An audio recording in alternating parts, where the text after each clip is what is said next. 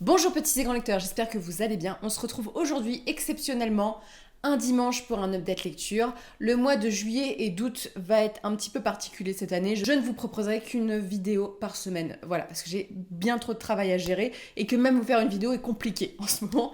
Aujourd'hui, je vais vous présenter 4 livres parce que cet été, comme il y a moins de vidéos, j'ai plus de livres à vous présenter par vidéo. Donc vous aurez 4 romans à découvrir aujourd'hui, de la science-fiction avec un classique, une lecture en anglais disponible en français qui s'apparente entre la YA et la fantasy adulte. Voilà, c'est un petit peu entre les deux genres. Le Jaja national, notre Jaworski national. Et enfin, une petite pépite, du moins j'étais très surprise par ma lecture. Voilà, c'est pas la lecture de l'année, mais les thématiques sont tellement chouettes et le livre est parti tellement pas tellement bien à cause de son visuel que j'avais envie de vous le présenter. Je vous propose de commencer par la science-fiction avec ce petit classique. Alors c'est très drôle parce que le livre n'a absolument rien à voir avec le film. On me l'avait présenté parce qu'il y a beaucoup d'œuvres de science-fiction a priori au cinéma, comme Je suis une légende par exemple, qui n'a absolument rien à voir avec son livre. Et c'est le cas un petit peu de Blade Runner. Alors Blade Runner, vous allez retrouver certains éléments du film voilà, dans ce livre-ci, mais l'histoire est assez différente. On suit, on va dire, deux personnages, un chasseur d'androïdes et un personnage qui est considéré comme un personnage un petit peu paria de sa ville et qui vit un peu à l'extérieur tout seul dans un bâtiment et qui va faire la rencontre d'une personne assez particulière. On suit Descartes, donc c'est un personnage donc qui vit un peu un traumatisme, c'est-à-dire qu'il perd son animal de compagnie. Vous êtes dans un monde où les animaux de compagnie sont remplacés par des espèces d'androïdes, et avoir un animal de compagnie en chair et en os, c'est un peu peser beaucoup dans le game. C'est son rêve à lui, et il a un peu le seum parce que dans son métier, il y a une personne un peu plus compétente qui prend toutes les missions où, voilà, comme un chasseur, va gagner beaucoup plus d'argent que lui. Jusqu'au jour où il va se retrouver face à un Nexus 6, donc ces espèces d'androïdes qui chassent, et qui va le mettre à terre. Et donc le personnage principal va récupérer sa mission et va essayer de tout faire pour s'acheter cet animal, on va dire, véritable. C'est un livre qui est assez court, hein. Philippe Cadic a l'air de faire des petits romans, ça fait 300 pages, dans un univers plutôt, je dirais pas post-apo, mais on sent la décrépitude, comment dire, tout le capitalisme à fond, mais d'une société un peu qui périclite, avec une société extrêmement riche, voilà, qui a beaucoup de privilèges, et une masse de gens qui vivent un peu dans ce monde où tout est aseptisé. Moi, ça m'a beaucoup marqué déjà dès les premiers chapitres, mais l'utilisation d'une machine qui vous permet d'avoir des sentiments. Voilà, vous avez par exemple envie d'être heureux, vous pouvez actionner cette machine et être heureux, et ce genre de choses. Et donc c'est la quête de ce personnage qui, vous allez vite vous en rendre compte, va être questionné sur son identité, sur son rapport aux androïdes, et lui-même sur son propre rapport aux androïdes. C'est une histoire, je vais pas vous en dire plus pour le coup, mais je l'ai dévorée. J'ai vraiment été dedans tout de suite.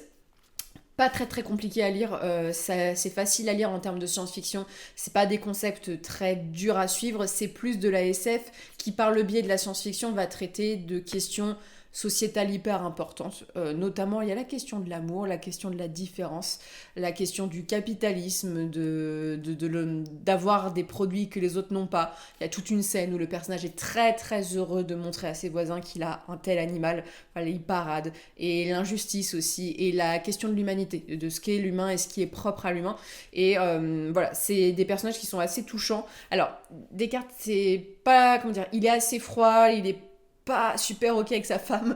J'ai préféré l'autre personnage qui est un peu vu comme un niais, comme une personne un peu en marge de la société, qui répare lui les animaux mécanisés et qui va faire la rencontre de personnages que j'ai trouvé un peu plus intéressants.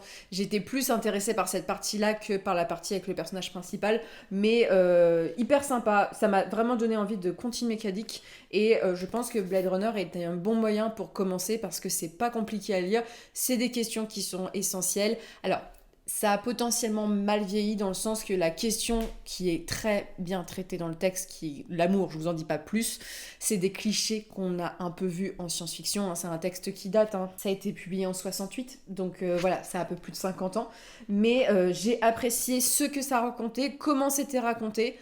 Après, il y a quand même des passages où, notamment avec des cartes où j'ai trouvé ça long, même des passages où je trouve que l'auteur, mais ça je pense que c'est voulu, il joue pas mal avec nous sur la propre identité du personnage et tout. Donc voilà, on se questionne sur l'identité du personnage, c'est assez intéressant, mais je trouvais que c'était assez redondant. Et c'est surtout que le personnage principal est assez comment dire, et pas très sympathique. Donc t'as du mal à t'attacher. Même quand il a des situations malheureuses, j'avais pas de pitié forcément pour lui. Mais l'univers est très sympa, les questions sont très sympas. Et Kadik, en fait, j'avais une image de Kadik qui était super dure à lire en SF. Comme beaucoup de textes de SF, parce que je pense qu'on m'a bassiné et c'est un trope. Et c'est quelque chose, je pense que pas mal de nanas qui suivent cette chaîne ont peut-être vécu, mais d'hommes, notamment d'hommes un peu plus matures ou de mecs qui lisent de la SF et qui font croire que c'est difficile, c'est pas le cas. Sincèrement, c'est pas le cas et Kadik en est la preuve. J'ai envie de lire Le Maître du Haut Château, pour le coup, pour le prochain. Mais je pense que je suis lancée dans la découverte de Kadik et j'espère lire d'autres textes de lui prochainement parce que c'est quasiment pas des nouvelles parce que c'est un peu plus long, mais ça se lit tellement bien et la plume, alors c'est pas une plume très travaillée au niveau littéraire, mais elle est sèche, elle est, comment dire, elle est un peu pas scénaristique, mais c'est pas une prise de tête, t'es emporté directement dans la chose. On passe à un univers totalement différent, avec un texte que j'ai moyennement aimé, même si en fait j'ai moyennement aimé certains passages. Il y a notamment tout un passage que j'ai trouvé assez ennuyant sur le milieu du texte, et la fin m'a redonné envie de le lire, donc je lirai la suite avec plaisir. C'est God Killer de Anna Kainer, donc c'est la version anglaise qui est publiée en France. Il y a un éditeur que je ne soutiens pas, donc voilà, c'est pour ça que je ne l'ai pas lu en français, qui a déjà une suite, je crois, qui est sortie en anglais, qui s'appelle Sunbringer, donc j'ai hâte de me l'acheter pour le coup. Alors, God Killer, c'est un texte au niveau de la lecture en anglais, pour le coup, est pas forcément difficile. Par contre, il y a un certain vocabulaire à avoir, notamment en fantasy. Voilà, c'est vraiment un univers de fantasy créé de A à Z. Donc, il y a certains mots pour les gens qui sont pas très doués forcément en anglais ou qui s'y mettent progressivement. Je vous le conseille pas forcément. Tu vois, par rapport à Babel de R.F. Kuang, j'ai trouvé God Killer un peu plus difficile à accrocher parce qu'il y a des créatures, il y a des dieux, ce genre de choses. C'est un peu plus dur à lire pour le coup, mais rien de difficile si tu as un niveau intermédiaire. Alors, c'est l'histoire d'une nana, c'est Kison, qui a pas de chance dans la vie. Elle a vécu sur une île avec ses parents et ses frères et sœurs quand elle était petite. Son père est une sorte de béni d'une déesse. Voilà, la déesse le bénit depuis très très longtemps. Ils vivent en harmonie avec cette déesse de l'eau depuis voilà, des années. Et un jour, il y a un autre dieu qui naît. Un dieu qui est plutôt lié au feu et qui va convaincre de plus en plus de gens de l'île de croire en lui et va pousser ces gens à se rebeller et à tuer la famille de Kison. Kison ne survit, donc en plus dans une scène horrible, mais ne survit que parce que son père se sacrifie d'une certaine manière. Elle voit toute sa famille mourir, brûler, ce qui est un peu compliqué à vivre. Voilà, elle en est gravement blessée en plus. Et on est des années après, cette femme, et donc cette jeune fille est devenue une femme qui devient une chasseuse de dieux et de déesses, parce qu'entre-temps, les dieux ont fait beaucoup de problèmes. Les dieux ont notamment été chassés d'un des royaumes par un roi qui a été mis en place. Voilà, il y a eu une grande guerre, ce genre de choses, Kison y a participé. Elle continue à être une sorte de chasseur royal, elle est envoyée dans une chasse et elle va faire la découverte d'une jeune enfant, voilà, dans un lieu de massacre et va se rendre compte vite qu'elle est poursuivie par un démon, cette jeune enfant, plutôt un dieu. Et ce dieu est attaché à elle, sauf que les dieux dépendent de quelque chose pour vivre. Et il n'a pas ce quelque chose, et donc va essayer de savoir ce qui se passe et de lui trouver un moyen de survivre. Parce qu'il va vite se rendre compte que la gamine est beaucoup plus précieuse qu'elle ne le pense. Et donc ils vont partir pour une très grande cité où il y a encore quelques dieux. Voilà. Et au cours de sa route, on suit en parallèle un chevalier, un jeune homme, qui est boulanger je crois maintenant, qui est un ami très proche du roi dont je vous parlais, du jeune roi qui a chassé les dieux, et qui va vite se rendre compte que son roi en place est malade, et que voilà, il y a tout un pacte avec un dieu et ce genre de choses, et il va devoir se rendre dans cette même ville pour obtenir une solution, et les deux personnages vont se rencontrer, et ça va créer des étincelles, et surtout il y a des démons qui poursuivent la gamine. Voilà, je vous en dis pas plus. C'est un texte qui est beaucoup dans l'action, ça bouge pas mal. J'ai beaucoup aimé l'univers avec les dieux parce que ce sont des dieux qui sont extrêmement différents. Voilà, ils grossissent avec le temps à mesure que les gens croient en eux. Je trouve que le principe est très très chouette. Notamment, on suit le dieu des mensonges blancs, donc White Lies en anglais, qui est attaché à cette petite fille, figure de petite fille assez chouette. Kison, c'est un personnage badass. Elle est un peu Ramboenne dans sa vie, c'est-à-dire que elle tabasse, elle a une vie hyper dure, elle est pas ouverte du tout aux autres. Et voilà, c'est un peu un Geralt. Elle est là pour sauver cette gamine. Et ça va être plus compliqué que ça parce que voilà, avec les démons qui sortent, il y a du massacre, hein, ça se tape, il y a des morts, il y a ce genre de choses. Donc c'est assez attachant. En plus, elle est vraiment un peu, elle, prise à partie entre cette gamine qu'elle veut sauver et ce dieu qu'elle déteste, qu'elle exècre pour des bonnes raisons. Et le dieu ment et manipule la gamine et en même temps est-ce qu'il la manipule ou est-ce qu'elle a quelque chose d'autre, donc il y a toute cette relation un peu grande sœur dans le texte qui est assez intéressante et voilà, on en apprend un peu plus avec des révélations. Les décors sont très sympas, les villes et tout, il y a vraiment cette avancée et tout qui est très chouette. Alors c'est une très grosse introduction je trouve à l'univers. Le personnage masculin est très charmant. Je trouve que c'est pas un cliché de. Alors, il combat et ce genre de choses, mais il est pas du tout virilisé et tout. Le mec, en fait, se sacrifie d'une certaine manière en se disant que son roi lui a pardonné quelque chose et qu'il lui doit quelque chose en retour et donc va essayer de tout faire pour le sauver. Et le seul bémol dans ce texte, vraiment, parce que j'ai passé un bon moment de lecture, hein, c'est pas de la grande fantaisie, mais voilà, ça se lit très bien, il y a de l'action, il y a tout ce qu'il faut pour faire de la fantaisie à l'américaine, des personnages sympas. C'est que ça bascule un peu dans beaucoup la romance à un certain moment, où j'étais en mode c'est voilà je soufflais. Surtout que les personnages, on a du mal à comprendre comment deux personnes aussi différentes arrivent à crocher ensemble. Voilà, bon, après ça crée un nœud narratif à l'histoire, mais c'est surtout qu'il y a une partie au milieu du texte où vous avez cette première partie de découverte du monde, de la gamine et tout, et du voyage jusqu'à cette ville. Et en fait, à un moment, j'ai vraiment un peu décroché pendant le voyage où je trouvais ça lent. Voilà, à part dire que Kison avait une vie difficile et le mec était là pour sauver son roi et tout, c'était long et tout, mais une fois passé un passage dans la ville où il y a des. En fait, on en apprend un peu plus, c'est un peu construit comme un puzzle. Là, ça a redonné du souffle épique et la fin est très très chouette. Il y a un cliffhanger, je le sentais un peu venir, donc voilà, j'ai pas non plus été en mode. Oh, mais j'ai été dedans, j'ai trouvé ça sympa et j'ai hâte de voir comment la relation entre les deux personnages, parce qu'il y a un peu des coups de trahison et tout. Voilà, la fin est un peu à couper le souffle, on peut le dire, qui donne très très très envie et j'aime beaucoup le portrait de la jeune fille, voilà. Et en fait, ce que j'aime, en fait, je pense que c'est aussi lié que ça a un peu un rappel de Witcher, il y a une grosse inspiration là-dessus, même si je chasse pas des monstres, c'est quand même l'histoire d'un adulte qui essaye de sauver un gamin avec des enjeux politiques et là, en fait, le monde grossit beaucoup et je pense qu'un des trucs que j'ai aimé le plus, c'est vraiment et ce qui m'a fait accrocher le texte, parce qu'en soi, c'est pas un texte extraordinaire, il y a beaucoup de choses qui sont vues et revues, c'est la notion de Dieu, comment elle est exploitée, comment elle est nuancée. Et notamment, il y a un moment, Kison, elle parle d'un Dieu qui accorde de la beauté et ce genre de choses. Et j'ai beaucoup aimé en fait les inspirations qu'a l'autrice sur ce qu'elle peut imaginer en fonction des dons des dieux. Après, j'espère sincèrement que ça va pas être trop de la romance parce qu'il y a des moments, je levais un peu les yeux au ciel. Il y a du olé olé, il y a une scène assez descriptive. On n'est pas non plus sur du Hades et Perséphone, mais ça va dans le cœur de la chose. J'adore le travail esthétique de cette édition-ci. Ça m'a fait une petite lecture détente, même si c'est un peu sanglant, mais pas prise de tête, qui se lit vite, c'est assez court. Pour moi, il y a un côté young adulte dans le sens que l'univers est pas très développé, que ça reprend des tropes de la quête initiatique pour la gamine et ce genre de choses. Le truc adulte fait que les personnages sont quand même beaucoup plus sombres qu'en young adulte. On a des personnages creusés avec des, comment dire, des dilemmes moraux, voilà, et l'univers est un peu glauque, du genre vraiment... les dieux ont fait des choses horribles, les humains ont fait des choses horribles. Quand on parle de guerre, on parle vraiment de massacre et tout. C'est ce qui fait que la couverture a beau être un peu, tu sais, jolie comme ça, je le mettrais pas forcément entre les mains d'adolescents, tu vois.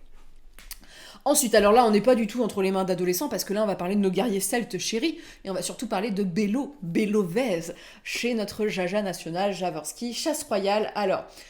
Chasse Royale, il y a des gens qui sont perdus, vous êtes comme moi, je suis perdue. C'est le 2e cycle et le premier tome du 2e cycle. Mais il faut savoir que le premier cycle a qu'un premier tome, donc même pas mort. C'est bizarre de couper en cycle comme ça. Ça aurait été beaucoup plus simple qu'il n'y ait pas de cycle. C'est l'histoire de Belovez et de son frère, c'est Ségovez, je crois. Ce sont des fils d'un chef de clan qui va perdre et qui sont liés, alors parce que c'est compliqué cet univers-ci, mais qui sont liés par leur oncle à un chef très très très puissant et en même temps par des opposants, par leur mère et leur père. Bon, c'est très politique. Et pour racheter le crime de leur père, on va dire, vont être pris comme des otages sous la coupe de leur oncle. Et donc dans le premier tome, Bello, parce que moi je vais l'appeler Bello, va être grièvement blessé et va faire toute une quête pour ne pas mourir. Voilà, pour le coup, on est dans un univers de fantasy celtique, très poussé. Alors déjà, même pas mort, je tiens à vous le dire, si vous aimez pas l'historique, si vous aimez pas pendant des pages quand on vous parle des rituels et ce genre de choses celtes, vous allez pas accrocher. Moi, c'est ce que j'aime chez Jaja, mais vous n'allez pas accrocher. Jaworski, c'est un passionné de légendes celtes, de culture celte, et tu vois qu'il a fait beaucoup, beaucoup de recherches. Et donc, c'est un plaisir quand t'aimes ça. Ça peut être très longué quand c'est pas le cas. J'avais bien aimé Même pas mort. Simplement, j'ai trouvé que c'est un univers qui est très fouillis. Il y a beaucoup, beaucoup de personnages avec des alliances dans le truc. C'est pas un univers qui est forcément facile à lire pour ça, qui même, je trouve, je dirais pas prétentieux, mais t'as l'impression que c'est fait difficilement pour être difficile, voilà, et que ça aurait quand même pu être un peu plus simple au niveau de l'intrigue pour ça, mais j'avais plutôt approché au tome 1, sachant que le défaut un peu majeur que j'avais eu dans ce texte, c'est... Alors, dans le tome 1, il y a des représentations de femmes, mais Jaja et les représentations féminines, c'est un peu compliqué. Il y a, je crois, dans ce tome-ci, il est long le texte quand même, hein. Il y a la mention d'une femme et il n'y a qu'une femme qui rentre en jeu dans le texte. Et c'est une figure de victime. Voilà. Donc, si c'est un truc qui vous gêne, je préfère vous le dire, vous n'allez pas retrouver des portraits de personnages femmes puissantes. Dans le tome 1, il y en a, là, c'est pas trop le cas. Alors, dans ce tome ici, vous allez être des années après, je dirais même une dizaine d'années après, Belovez, surprise, c'est le thème du texte, est âgé, c'est un homme fait, il a une femme, il a des enfants, et Bello se rend au rituel, c'est le solstice, je crois, il fête ce passage-ci des saisons, donc il y a un grand banquet, suite à un grand conflit où ils ont fait des prisonniers. Et cette scène de banquet, je peux vous dire qu'elle est très très très très longue. J'ai franchement, la moitié du livre, je me suis dit, c'est quand que l'histoire démarre? C'est très très très long. Et je pense qu'il y a des gens qui peuvent décrocher vraiment à ce moment-là. C'est clairement ici te dire comment se passent les banquets. On te raconte la vie de Bello, mais sans te la raconter vraiment. On te remet plein de personnages dans la face, c'est en mode, mais c'était qui lui déjà? Et ensuite, alors je vais m'arrêter juste là parce que je ne vais pas vous spoiler, parce que l'histoire, je pense, commence vraiment là. Il y a un petit souci dans le banquet, vous en doutez bien. Alors, j'ai été très surprise par ce texte. Chasse royale, quand j'ai commencé notamment cette espèce d'introduction. Dans cette introduction, donc vraiment dans le prologue de ce tome 2, Belovez va nous annoncer une prédiction sur le futur. Donc je pars du principe que c'est pas un spoil parce que c'est l'intérêt du texte. Le texte est construit avec la finalité et de savoir comment on est arrivé jusque-là. Belovez, alors ça m'a désarmée, je l'avais dit en live ou je ne sais plus, écrit une lettre à son frère qu'on apprend qu'il va décéder un moment ou un autre. Et je peux vous dire que ça m'a touchée, mais comme rarement ça m'a touchée dans un bouquin. Je croyais que Jaworski écrivait une lettre à son propre frère. C'était beau, c'était émouvant, ça a parlé de la complexité entre les deux. J'ai trouvé ce prologue magnifique, mais vraiment magnifique. Et après on enchaîne avec ce fameux long truc où je suis déjà surprise parce que je dis, bah attends, Bello, je l'ai quitté, c'était un ado, là, il a déjà dégossé une femme, mais moi, j'ai pas vu quand sa femme, il l'a rencontrée. Ça m'a un peu vexée que je voyais pas ça de sa vie, tu vois. Moi, ça m'intéresse, la vie de Belovez. Je le suis depuis qu'il est enfant. Et c'est long. Alors, j'étais en mode, putain, franchement, je vais décrocher la première partie. J'ai poussé en me disant, peut-être que ça va se mettre en place. Et en fait, il y a un cliffhanger à ce moment du buffet, là, général. Et j'étais en mode, ah, ok. Et en fait, là, je veux dire, les 100 dernières pages étaient vraiment exceptionnelles, qui m'ont vraiment failli me faire causer des larmes. Et surtout, j'étais en mode, Belovez, mais ressaisis-toi. C'est le personnage du genre, il prend des décisions et t'es en mode, te complique pas la vie, Bello. Ça aurait été plus simple, mais il y a toute une question avec l'honneur, voilà, et ce genre de choses qui est mise en place. Il y a beaucoup de morts. C'est en fait ce qui est hyper intéressant avec Chasse Royale, c'est que tu sens qu'il y a de la recherche, t'y crois. En fait, t'y crois, t'as l'impression d'être avec des Celtes et tout, et en même temps, il y a un côté fantastique dans le sens que il y a les dieux qui sont cités, voilà, il y a toute une scène qu'on suit dans celui-ci, où vraiment, une fois passé ce moment-là pour les gens qui l'ont lu, une fois que Bélovès prend une décision, on est en mode, bah Bélo, t'aurais pu prendre cette porte-là, pourquoi t'as choisi celle-ci? Vraiment, la fin, le combat de fin est exceptionnel. J'ai adoré. Vraiment, ça m'a énormément ému. Et ça m'a vraiment donné envie de lire la suite. Franchement, si vous calez au début, poursuivez. Ça vaut vraiment, vraiment le coup. Et franchement, je lisais le texte et je me dis, putain, je me renseigne un peu sur les cultures celtiques. Je trouve ça hyper intéressant. Je trouve ça pointilleux, la façon dont c'est fait. Ça donne envie de découvrir les choses parce que Jaworski, surtout dans ce texte-ci, je trouve qu'il met beaucoup, beaucoup d'indices. Je vais vous prendre par exemple Bélovès et sa femme. On sait qu'il trompe sa femme avec une autre femme, la femme de la forêt. On a envie de savoir qui est la femme de la forêt. Et elle l'a attaqué. Et donc il y a sa relation avec son beau-père, avec sa femme, avec ses filles et tout. Je pense qu'il va être un peu exploité après. Il y a sa relation aussi avec d'autres personnages, avec son oncle et tout, avec son propre frère. Et surtout, on est dans une situation politique hyper instable où les dés sont un peu relancés et tout. Vraiment, il y a des scènes vraiment épiques, mais il y a une scène avec du feu, tu vois, j'étais en mode, mais j'étais avec eux, tu vois, j'étais vraiment avec eux, j'ai ressenti, dès qu'il y avait un guerrier qui tombait, même si tu sais plus trop à un moment qui est qui, voilà, t'as du mal à replacer, j'étais en mode, mais ça m'a tellement pris, et je trouve que Béloès, c'est un personnage, alors, qui prend des décisions compliquées, qui fait des trucs cons, parce qu'on trompe pas sa femme, tu vois, mais qui est touchant d'une certaine manière, qui essaye de faire les choses de façon digne selon lui, et c'est hyper intéressant. Et moi, j'ai beaucoup aimé aussi la scène où il y a un peu le côté fantastique avec les dieux, où je trouve que Jaworski avec les dieux, tu vois, Stéphane Plateau, il y a tout un truc avec le gigantisme et tout. Jaja, c'est plus... Les dieux, ils sont hyper malaisants. Ils te mettent dans une situation où tu sais qu'ils sont différents, qu'ils peuvent t'écraser au moindre truc et qu'ils le font pas et qu'ils te laissent la chance de parler avec eux.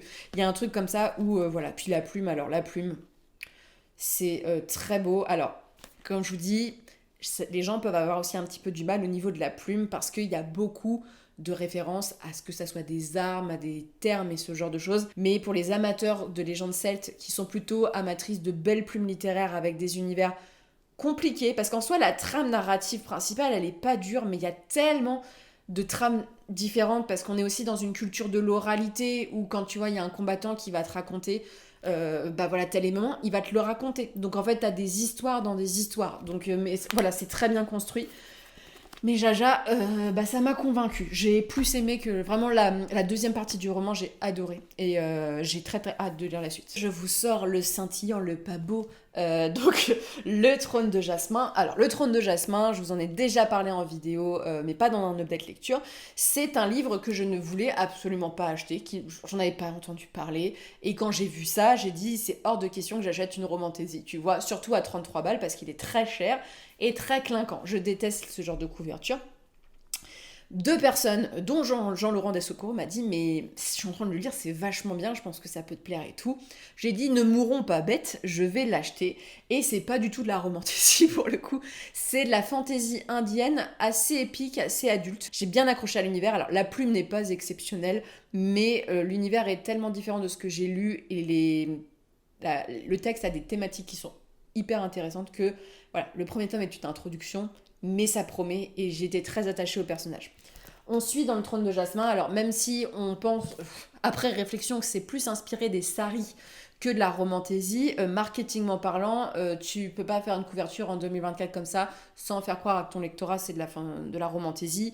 Donc en fait ce bouquin j'ai l'impression qu'il est vendu à un public qui va pas forcément avoir de l'intérêt parce qu'il y a assez peu de romance et que c'est très épique comme voilà, très épique, complot politique et tout. Plutôt complot politique qu'épique en fait, plutôt la fin qui est épique. Mais pour les amateurs de fantasy comme moi, jamais on se retourne vers des romans comme ça. Ça, c'est nos red flags maintenant. Donc, il y a un petit souci dans la matrice, quoi. On suit un monde, un pays plutôt, où il y a eu le temps, l'ère des fleurs, oui, je crois que c'est ça. Donc, une ère assez calme avec un roi et ce genre de choses, balayée par un nouveau règne. Et règne qui va être très problématique parce que l'héritier en place décide d'abandonner le navire parce qu'il suit Dieu, voilà, son Dieu. Le second qui, lui, est un total méchant, voilà, pour le coup, et sa sœur, voilà, qu'il va punir parce qu'elle n'a pas voulu s'immoler par le feu. Parce que dans ce monde-ci, pour prier, on va dire, à faire des victoires comme une sorte d'offrande, les femmes se sacrifient en s'immolant. Et le frère a très mal pris le fait que sa jeune sœur refuse de mourir comme les grandes mères voilà, avant. Et c'est horrible pour elle, mais ses suivantes se sont sacrifiées par les flammes, mais elle refuse. Et il ne peut pas la forcer à le faire, donc il doit la pousser à le faire. Et pour ce faire, cruel comme il est, va l'envoyer dans un endroit très particulier. C'est un temple, imaginez-vous un temple où vous êtes menacé de mourir, vous êtes, voilà, il faut grimper, c'est très très dangereux. Et ce temple, il y a eu un massacre, voilà, à la fin de l'ère des fleurs. Parce que les enfants qui étaient réfugiés dans ce temple et les gens qui vivaient dans ce temple ont des dons. Des dons qui sont délivrés par l'eau présente ici. Beaucoup d'enfants mouraient à travers le processus. Et on suit en parallèle une jeune fille qu'on apprend très vite, qui est une des seules rescapées de ce massacre, qui est une femme faite maintenant, et qui œuvre pour les pauvres, parce qu'une maladie circule depuis cela. C'est une maladie, vous imaginez s'il y a des fleurs ou des plantes qui poussent sous votre peau. Et cette jeune femme travaille donc un peu comme une domestique et va être envoyée dans ce temple-ci pour nettoyer ce genre de choses et va faire la rencontre de cette princesse qu'elle va essayer de délivrer. Et je vous en dis pas plus parce que après c'est du spoil. C'est un roman donc de fantaisie indienne. Vous avez toutes les mythologies qui sont présentées, je pense, qui sont d'inspiration. Les tenues, les lieux qui sont très présents et les thématiques parce que, à mon sens, dans la lecture, c'est quand même une dénonciation de la société indienne pour le coup, notamment du rôle des femmes et de leur traitement dans les sociétés indiennes qui est quand même assez violent. Et voilà, il y a une petite romance dans le texte, romance LGBT dans le texte, mais qui est assez en sous-fond. Il y a une scène qui n'est un début de scène olé olé, mais qui stoppe, contrairement à God Killer que je vous ai parlé, où là c'est un peu plus explicite. Donc voilà, qui peut être lu par un public qui n'aime pas voilà, le smut. Et c'est vrai que j'ai été conquise par les thématiques parce que en fait je trouve que l'univers est horrible pour les femmes. C'est tout un... on peut le mettre beaucoup en lien avec ce qui se passe actuellement, mais on est vraiment sur une politique en place où beaucoup de gens perdent leurs droits. Il faut savoir que la jeune femme domestique dont je vous parle, elle vit dans un pays qui a été colonisé par le pays de la princesse. Et son pays à elle, c'était un pays où les gens de même sexe pouvaient se marier, où il y avait une certaine liberté, où les femmes étaient plutôt tranquilles. Voilà, elles pouvaient faire un peu ce qu'elles voulaient. Si elles voulaient se marier, elles pouvaient se marier. Si elles voulaient aller au temple, voilà, si elles étaient choisies et tout. Et là, ça, c'est fini, en fait. C'est fini. Et il y a un troisième personnage dont je ne vous ai pas parlé parce que c'est beaucoup tourné autour des personnages féminins dans ce texte-ci. C'est une femme un peu plus âgée que notre personnage principal, qui, elle aussi, a échappé au massacre et qui a épousé un espèce de général qui gère la cité dans laquelle elle est pour protéger les autres. Et on a aussi beaucoup de complots politiques, des trahisons, toute cette quête avec l'eau sacrée. Là, on parle de massacre d'enfants, on parle de femmes brûlées, ce genre de choses. J'ai eu un commentaire récemment de gens qui me disent « Oh, bah c'est pas trop, moi j'ai pas trouvé que c'était beaucoup de la fantaisie adulte. » Du moment qu'on massacre les enfants et que c'est explicite, qu'on brûle les femmes et que c'est explicite, et qu'il y a du massacre, qu'il y a des guerres, voilà, et qu'un frère essaye de pousser sa sœur au suicide, je suis pas sûre que ça soit un truc que tu lis en young adulte, sincèrement. Mais les personnages sont plus âgés, hein. Ils ont la vingtaine, hein, ils sont pas sur un personnage qui a 15-16 ans. Mais voilà, ne vous laissez pas avoir par la couverture. Alors ça, c'est la forme, on va dire, hardback. Je crois qu'il y a une forme paperback qui est sortie, donc un petit peu moins cher, pas vraiment moins cher, mais un petit peu moins cher. Et il y a un tome 2 qui est déjà sorti, c'est une trilogie. C'est très drôle parce que les couvertures anglaises sont pas du tout les mêmes. Voilà, on voit que ça a été marketé un peu bizarrement. Mais si vous avez envie de lire de la fantaisie indienne, voilà, de la fantaisie, vous avez assez peu l'occasion de lire en France, avec des personnages féminin hyper intéressant, de l'épique du complot politique, un univers très riche, voilà, multi-points de vue, où clairement ce tome 1 est une très grosse introduction sur la géopolitique du pays, les enjeux, et que le tome 2, on voit comment c'est construit, mais le tome 2 va aller vers les quêtes des personnages. Et ce que j'ai aimé aussi, c'est la dynamique du couple principal, où c'est pas on tombe amoureux et on s'aime, c'est on tombe amoureux mais on a peur que l'autre nous plante un couteau dans le dos. Voilà. Donc c'est ce truc où il y a une tension et tout ça, et j'ai bien aimé parce que les personnages évoluent vachement. et se retrouvent à prendre des décisions qui sont hyper dures. Et je pense que c'est un des rares livres que j'ai lus où les personnages féminins sont aussi bien mis en avant. Du moins, c'est des personnages féminins dans un rôle actif, sans être des personnages féminins qui écrasent les autres ou qui je suis le personnage féminin principal, c'est moi qui est la plus forte et tout. Non, c'est juste des personnages féminins qu'on a relégués au second plan et qui vont décider de prendre leur balls et qui vont faire la guerre et voilà, et combattre et tout. Et il y a plusieurs scènes épiques qui sont très intéressantes. Moi, j'ai beaucoup aimé, c'est l'esthétique du monde qui est décrit. Alors déjà, sur cette maladie qui pousse et tout, mais l'esthétique du temple. Vraiment l'ambiance est vraiment très très chouette là-dessus et j'ai vraiment hâte de lire la suite. Je pense que je m'achèterai le tome 2 prochainement. Mais Trône de Jasmin, très belle découverte. Sachez que voilà, c'est pas une plume comme Jaja, c'est pas une fantaisie qui est poussée non plus, avec une fantaisie très difficile à comprendre. C'est une fantaisie plutôt épique, un peu à l'américaine, même si c'est la fantaisie indienne dans le sens que il n'y a pas une page qui est de trop. Voilà, il y a toujours un truc qui se passe et j'ai bien aimé. Je pense la force principale, c'est l'attachement au personnage. Et notamment, franchement, quand on pense... Parce que c'est un livre où la façon dont c'est décrit, c'est pas forcément violent. Tu vois, le massacre d'enfants, tu vas pas avoir des gorges découpées dans tous les sens, mais tout ce qui est dit dans le texte, l'immolation, ce qui est fait aux enfants, ce qu'il y a plein d'autres choses un peu horribles, notamment liées à des substances et tout, c'est montré, mais c'est montré sans être trop violent, mais quand il réfléchit, c'est d'une violence extrême. Voilà. Et j'ai très très hâte de voir comment ça va évoluer, et surtout de voir un peu comment les personnages vont prendre des décisions et ce que ça va avoir comme impact dans leur paysage, on va dire, politique. Sur ce, n'hésitez pas à me dire si vous avez lu ces livres. J'ai eu un petit creux où c'était plutôt pas mal, voilà, pas des coups de cœur, mais des très bonnes lectures, et notamment Le Trône de Jasmin. J'ai passé un super moment, mais plus en mode j'étais vraiment dans la consommation, comme si je regardais un film, quoi. Je me posais pas de questions, est-ce que c'est pas du tout difficile à lire. J'ai été emportée dedans, et maintenant c'est un peu ce que je demande de mes lectures. Bien sûr, je veux des lectures qui soient intéressantes, pertinentes et tout, mais le but c'est que je me fasse pas chier non plus pour ma lecture, et ça l'a bien fait avec celui-ci. Sur ce, je vous souhaite de très bonnes lectures, une très bonne journée, et on se retrouve la semaine prochaine pour le book haul.